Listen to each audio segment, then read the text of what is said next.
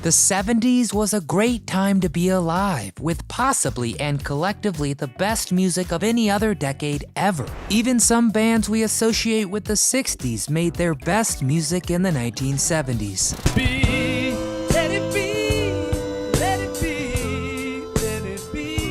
Both laymen and critics alike still heap high praises on bands like Led Zeppelin, The Who, also British, who else? The Doors, even the Bee Gees. But what about those bands everybody loves to hate? They may not really be so bad, but for whatever the reason, haters gonna hate. I'm your host, Nostalgic Nick, and today we're highlighting some of the worst bands of the 1970s. Now don't go breaking my heart, and please give this video a thumbs up, and subscribe to the channel so you never miss an episode. Now let's take a walk on the wild side to see who was the worst musical group of the 70s. And just a warning, we are all friends here, and musical tastes of course vary. If you think we missed a real stinker from the 70s, please add them in the comments. And if you think we included someone who shouldn't be on this list, give me a song that will change my mind. I'm always looking for new, old music. Now, let's dance. The Buggles. This British new wave duo was certainly unique. Trevor Horn, the vocalist and bassist, said that their name was inspired by his oversized glasses, which made him look bug-eyed like a Buggle. But it's also been stated that they were the generic sort of Costco brand of the Beatles. Either way, the name is pretty bad, but you will certainly remember them for one specific reason.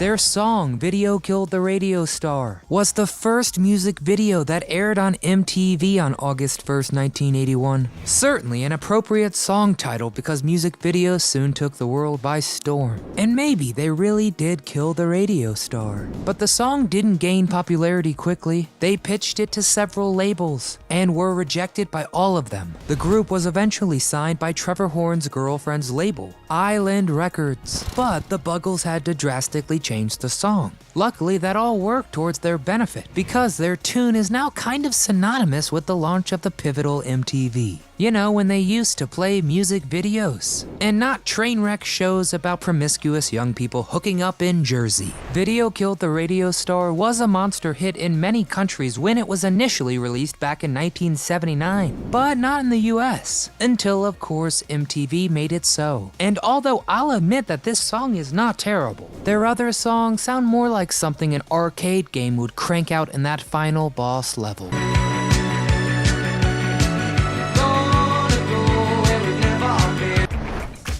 Bo Donaldson and the Haywoods. This UK-based pop group was famous for their hit song, Billy Don't Be a Hero.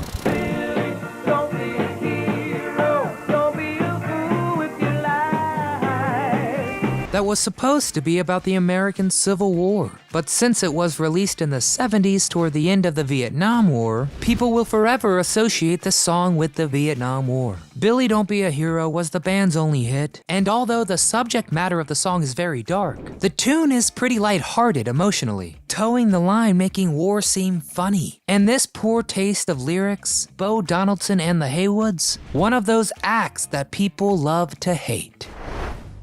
Edison Lighthouse. Another English pop group active from 69 to 77. Their name was inspired by the Eddystone Lighthouse, the world's first offshore lighthouse, constructed more than 300 years ago and 14 miles off the coast of Plymouth. And Edison Lighthouse was a one-hit wonder, most well known for their song Love Grows.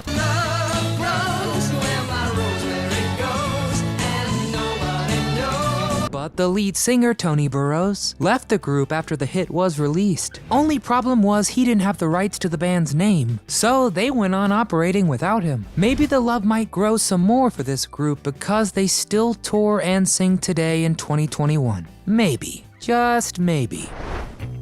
Genesis.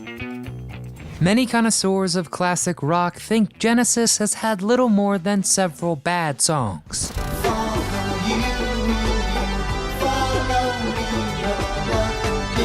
A simple Google search shows several lists and blogs ranking the worst Genesis songs. The band changed their sound several times, and some people weren't really sure what exactly the band was trying to do. I guess people hate what they don't understand.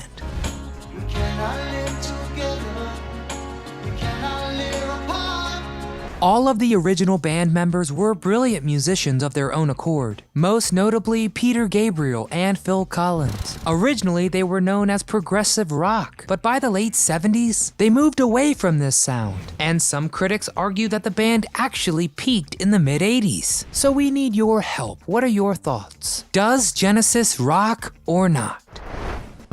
Morris Albert. Albert's 1975 song Feelings is an incredibly vague love song that leaves you wanting more. Feelings.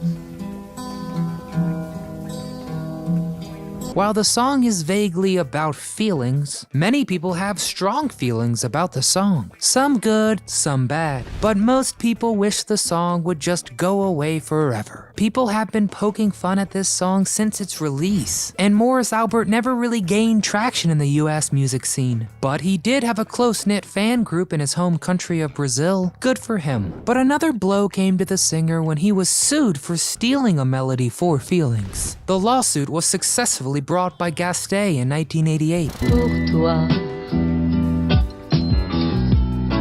j'ai quitté ce que j'aimais. So let's just all forget that this song ever happened.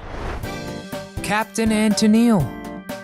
There's no better place to start than Muskrat Love. Do you remember this tune? Muskrat love. Of course you do, how could you forget it? Because it's pretty awful. I still have regular nightmares about muskrats. I once saw some furries in Times Square and that further cemented my nightmare. But Muskrat Love was originally supposed to be titled Muskrat Candlelight. And Muskrats in the Dark sounds even more terrifying. And this popular duo didn't write the song. It's a cover written by Willis Allen Ramsey. But how did Captain Antonio get invited to the White House to play this song for Queen Elizabeth in 1976? I mean, who approved that? I'm looking at you, Gerald Ford. That is not a groovy move. But let's talk more about the Captain and Tennille's personal life. They were a married couple who performed together. But sadly, in 2014, after 40 years of marriage, the duo divorced, and each muskrat went their separate way. Rupert Holmes. Do you like pina coladas? I know I do. If you like pina coladas, getting caught in the rain. But I can only do one or else I get a headache. A perfect metaphor for Rupert Holmes, who will never be able to shake that pina colada song, even when he didn't even like the beverage. A lot of people love this song, probably when they're on a beach drinking a pina colada. But I'd have to say that more people hate it. So what are your thoughts personally? Holmes had one other pop hit in the 80s. She's gonna have to do without him. But other than that, he was pretty unsuccessful until he moved into the musical theater scene. And if you didn't know, you might be shocked to learn that Rupert Holmes actually wrote a Tony-winning musical. He solely authored and composed the Broadway musical comedy The Mystery of Edwin Drood, which won 5 Tony Awards, including Best Musical. Do you think he had a pina colada to celebrate? Speaking of celebration, I think I need to go find some other artists to listen to. So which band do you think was the worst band of the 70s? Are they on this list? If not, add them in the comments and we'll make a round 2. And if we offended anyone with our picks, I'm looking at you, Phil Collins. Tell us why they shouldn't be on this list. And if you enjoyed revisiting the 70s with us, please click that thumbs up and subscribe to the channel so you never miss a throwback. From all of us here at Do You Remember, thank you for watching and we'll see you next time.